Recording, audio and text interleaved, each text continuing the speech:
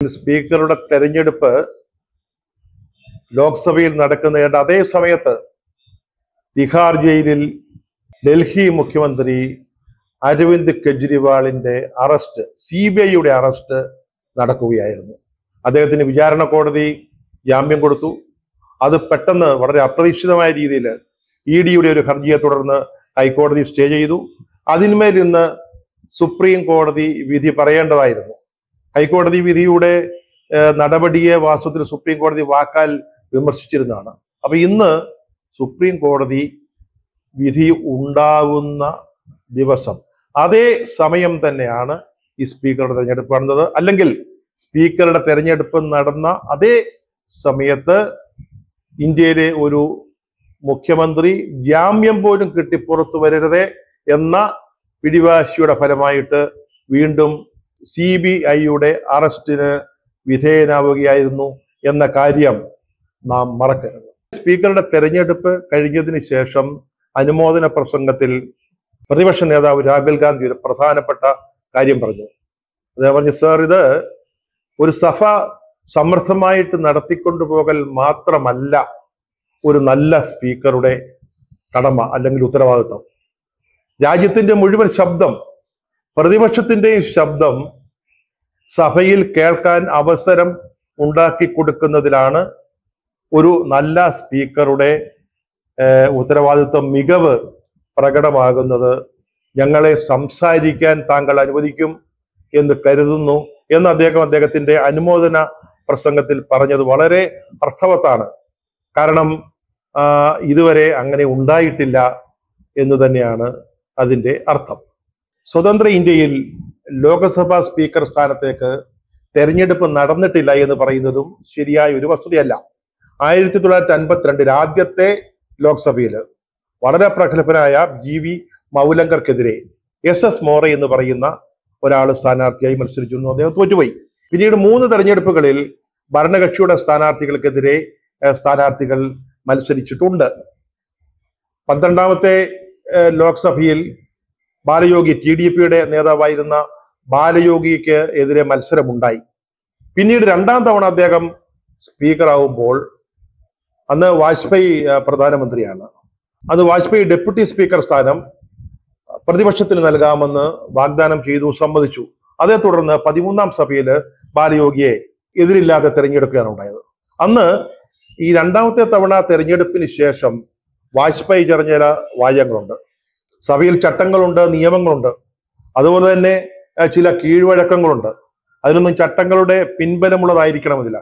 പക്ഷെ അതൊക്കെ നടപ്പാക്കുമ്പോഴാണ് ജനാധിപത്യത്തിന്റെ ഒരു സൗന്ദര്യം ഉണ്ടാവുക. സൗഹൃദത്തോടെ, സൗമനസ്യത്തോടെ അത്തരം കീഴ്വഴക്കങ്ങൾക്ക് വഴങ്ങിപ്പോകുമ്പോഴാണ് ജനാധിപത്യപരമായിട്ടുള്ള ഒരു സഭാപ്രവർത്തനം നടക്കുക എന്ന് അന്ന് അദ്ദേഹം പറഞ്ഞിരുന്നു. വാസ്തവത്തിൽ വാജ്പേയിയുടെ വാക്കുകളാണ് ഇപ്പോൾ NDA തള്ളിക്കളഞ്ഞിരിക്കുന്നത്. ഈ സ്പീക്കർ തെരഞ്ഞെടുപ്പിലും ഡെപ്യൂട്ടി സ്പീക്കർ തെരഞ്ഞെടുപ്പിലും ഈ തെരഞ്ഞെടുപ്പ് രീതി വളരെ വ്യത്യസ്തമാണ്. നിയമസഭകളിൽ സ്ഥാനാർത്ഥികൾ മത്സരിക്കുന്നു, ഓരോ സ്ഥാനാർത്ഥിക്കും അംഗങ്ങൾ വോട്ട് ചെയ്യുന്നു. ഒരു സാധാരണ തെരഞ്ഞെടുപ്പ് പോലെയാണ് സ്പീക്കറുടെയും ഡെപ്യൂട്ടി സ്പീക്കറുടെയും തെരഞ്ഞെടുപ്പ് നടക്കുക. പക്ഷെ ലോക്സഭയിൽ അങ്ങനെയല്ല, ഉപക്ഷേപങ്ങളാണ്. ഇപ്പോ കൊടിക്കുന്നിൽ സുരേഷിന് വേണ്ടി ഒരു ഉപക്ഷേപം സമർപ്പിക്കുന്നു. അതുപോലെ തന്നെ ഓം ബിർളയ്ക്ക് വേണ്ടി മറ്റ് ഉപക്ഷേപങ്ങൾ സമർപ്പിക്കുന്നു. അപ്പൊ ഈ ഉപക്ഷേപങ്ങൾ ആദ്യം ആരാണോ ലോക്സഭാ സെക്രട്ടറിയിൽ എത്തിക്കുന്നത് അവരുടെ ഉപക്ഷേപമായിരിക്കും ആദ്യം വോട്ടിനിടുക. ഇവിടെ ആദ്യം എത്തിച്ചത് ഓം ബിർളയുടെ ഉപക്ഷേപങ്ങളാണ്. അതിൽ ആദ്യം അവതരിപ്പിച്ചത് പ്രധാനമന്ത്രി നരേന്ദ്രമോദി ഓം ബിർളയെ പ്രപ്പോസ് ചെയ്യുന്ന ഉപക്ഷേപമായിരുന്നു. അപ്പൊ അതിനുശേഷം അത് മറ്റു ഉപക്ഷേപങ്ങൾ അവതരിപ്പിച്ചു. പിന്നീട് കൊടിക്കുന്നിൽ സുരേഷിന്റെ അനുകൂലമായി വന്ന ഉപക്ഷേപങ്ങൾ അവതരിപ്പിക്കുന്നു. അപ്പോൾ ആദ്യം വോട്ടിനിടുക പ്രധാനമന്ത്രി മോദി കൊണ്ടുവന്ന ഓം ബിർളയ്ക്ക് വേണ്ടിയുള്ള ഉപക്ഷേപമാണ്. അതിലിങ്ങനെയാണ് പറയുക: ഈ സഭയിലെ അംഗമായ ശ്രീ ഓം ബിർളയെ ഈ സഭയുടെ സ്പീക്കറായി തെരഞ്ഞെടുക്കുന്നു. അത് വോട്ടിനിട്ട് കഴിയുമ്പോൾ അത് വിജയിക്കുകയാണെങ്കിൽ പിന്നീട് കൊടിക്കുന്നിൽ സുരേഷിന്റെ ഉപക്ഷേപത്തിന്മേൽ വോട്ടിംഗ് പോലും നടക്കുകയില്ല. അതിന്റെ ആവശ്യമില്ല. ബിർള ജയിച്ചു കഴിഞ്ഞു. അതാണ് ഇവിടെ സംഭവിച്ചത്. ഇങ്ങനെയാണ് നേരത്തെ നടന്ന തെരഞ്ഞെടുപ്പുകളിൽ പല തെരഞ്ഞെടുപ്പുകളിലും സംഭവിച്ചിട്ടുള്ളത്. അതുകൊണ്ടാണ് മത്സരം ഉണ്ടായില്ല എന്നുള്ളൊരു പ്രതീതി ഉണ്ടായത്. അങ്ങനെ പലരും പറഞ്ഞതിന്റെ കാരണവും അതാണ്. ഇവിടെ മോദിയുടെ ഉപക്ഷേപം വോട്ടിനിട്ടപ്പോൾ ഒരു ശബ്ദ വോട്ടോടുകൂടി അത് അംഗീകരിക്കുകയാണ് ഉണ്ടായത്. ആരും ഡിവിഷൻ ചോദിച്ചു പോലുമില്ല.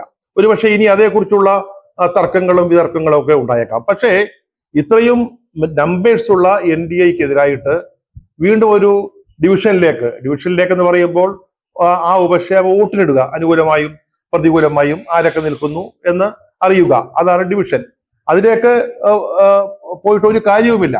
അതുകൊണ്ടാണ് പ്രതിപക്ഷം ഇന്ത്യ മുന്നണി ഒരു ഡിവിഷൻ ചോദിക്കാതെ ശബ്ദ വോട്ടോടെ ഇത് തെരഞ്ഞെടുക്കപ്പെട്ടത്. അല്ലെ അദ്ദേഹത്തിന് അനുകൂലമായ ബിർളയ്ക്ക് വേണ്ടിയുള്ള ഉപക്ഷേപം അംഗീകരിക്കാൻ തയ്യാറായത് എന്ന കാര്യത്തിൽ യാതൊരു സംശയമില്ല. ഒരുപക്ഷെ ഇനി ഇതിന്മേലൊക്കെ തർക്കങ്ങളൊക്കെ ഉണ്ടായേക്കാം. നമുക്കറിയാം, കൊടിക്കുന്നിൽ സുരേഷിനെ സ്ഥാനാർത്ഥിയായിട്ട് നിശ്ചയിച്ച കാര്യത്തിൽ തൃണമൂൽ കോൺഗ്രസിന് അല്പം നിരാശയുണ്ടായിരുന്നു, അല്ലെങ്കിൽ നീരസം ഉണ്ടായിരുന്നു എന്നൊക്കെ നമ്മൾ കേട്ടിരുന്നു. അവർ മറിച്ച് വോട്ട് ചെയ്യുമെന്നുള്ള സംശയം കൊണ്ടാണ് ഡിവിഷനിലേക്ക് പോകാതിരുന്നത്, അല്ലെങ്കിൽ വോയിസ് വോട്ട്, ശബ്ദ വോട്ട് അംഗീകരിച്ച് എന്നുള്ള വാദങ്ങളൊക്കെ ഇനി ഉണ്ടായേക്കാം. പക്ഷേ അതിലൊന്നും ഒരു കാര്യവുമില്ല.